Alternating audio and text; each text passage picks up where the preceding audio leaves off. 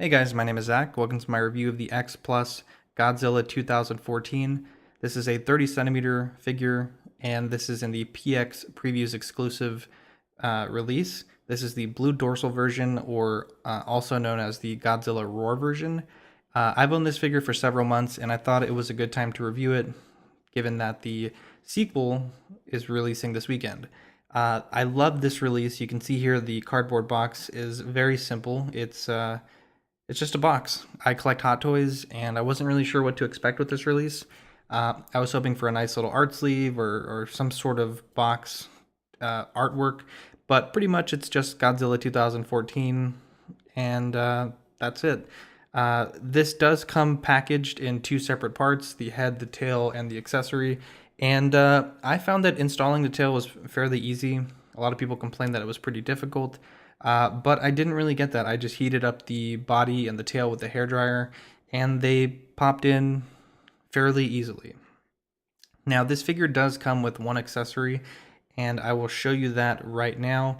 It is a Muto head that's severed from the atomic breath, and it's very detailed.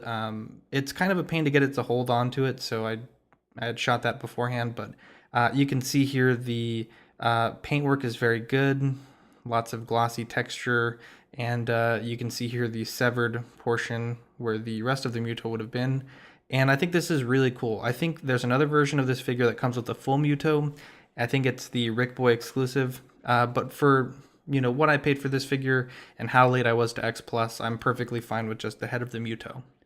Here we have Godzilla in all his glory, and I have to say this is a fantastic, fantastic collectible figure, statue. I don't really know what to call it, but it's really nice.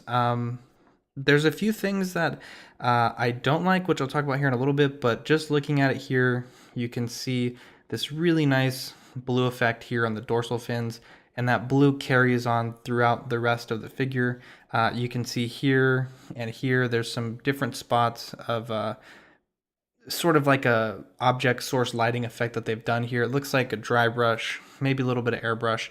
I wish that they did carry the blue effect to the tippy tail of the dorsal spikes, but all things considered, I'm pretty happy with what's here and what the paintwork that they did do. You can see the figure overall is in this dark gray, like a charcoal black, and they have some spots of brown here. And I think my only biggest issue with this figure is the seam lines between the main body and the limbs and the head. I really think it could be done better. It almost looks like the figure is wearing sort of like a tank top where those arms and legs and head are peeking through.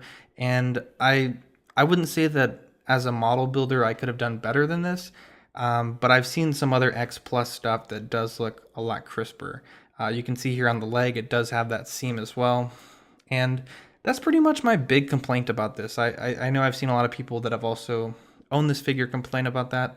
And it is definitely something that once you notice it, it's kind of hard not to notice it. But on display from, a foot away or so, it's not super terrible. You can see here how long this tail is. It's really well done. It's almost as tall as the figure itself. And it's just a fantastic sculpt and a pose that I really enjoy. The dorsal plates, they're clear plastic. However, there is a backing that connects it to the model. And because of that, you can't just install an LED light on the inside. That was one of the first things I wanted to do, but once I opened it up and realized that that was not going to be possible without major modification, I pretty much decided that I wasn't going to do it. So definitely a really, really nice sculpt here. And this is one of those pieces that, like I said in the beginning of the review, this is something that when people come into your home and they look at your collection, they're really going to be impressed by it. You can see here there's some brown throughout. And another maybe minor complaint that I had is that the brown that they use for the stomach is the same color for the claws and then the toe claws as well, the hand and toe claws. And it seems kind of lazy for them to be the same color brown. Here we have the head sculpt, and it's really well done. I will say the teeth maybe are slightly a little bit of a letdown on this figure. I have other figures for different dinosaurs that are in a way cheaper price range that are maybe, in my opinion, a little bit to a lot better. And I understand that this is something that's like 1/400th or 1/500th scale. But when you compare it to the $35 Reborn Killer Queen Tyrannosaurus Rex, and you see those teeth and how beautiful they are compared to this, it just leaves a lot to be desired.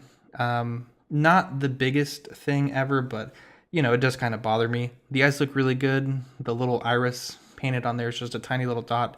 And initially, I thought that was something that was going to bother me quite a bit, but having owned this figure for several months, I haven't been bothered by it. It's really not that bad considering the scale. I like the mouth membrane here. It's really well done, and you can see the inside of the mouth here is very, very well done. It looks like they added some gloss paint. And here's the mouth from the other side. And you can see it's looking really intimidating. And maybe another thing I think I would have liked with this is maybe instead of a severed Muto head, maybe an effect part. But at that point, I think maybe it becomes a little toyish. But that's just coming from someone that collects Figuarts and Hot Toys that have different sorts of effect pieces. Here are some size comparisons. We have the Rebor 1/35th Killer Queen Tyrannosaurus Rex on the left. We then have a John Hammond Funko Pop here on the right. And these both come to right about the figure's knees. I then have an SH Figuarts Majin Vegeta, which is kind of mid-thigh on this figure. And finishing it off, I have a Hot Toys A New Hope Han Solo, which stands at about 12 1/4 inches tall. And it seems to be, if you look here, maybe about 1.5 inches shorter than the figure. So this is definitely a pretty tall figure. It's really, really has a shelf presence when you have it alongside other movie monsters. And taking the Funko, or rather taking everything else out of the way except for the Funko, you can just really get a good idea of how big this thing is. It's just a fantastic piece. I initially thought I wasn't going to like the tail, but as I'm as I'm getting into collecting statues, I'm starting to realize that sometimes sculpt has to be compromised for displayability. If you look at the 1/10th scale Iron Studios Rex that I'm picking up soon, the tail is curved at the end, and because of that, it allows it to be displayed in more places. And looking here, you can see that the tail extends almost a full body length and then some past the edge of the figure. But the way that the figure is posed and the way that the tail wraps up, it really allows you to display it in places that I really don't think I would have been able to otherwise. And that's it for my review of the X Plus 2014 PX Previews exclusive Godzilla. This is a wonderful figure, and as far as I'm concerned, this figure gets the certified crispy Collecting Weekly seal of approval. Thanks for watching. Hopefully you guys enjoyed the review. Please rate, comment, and subscribe, and let me know what you think of this figure in the comments below.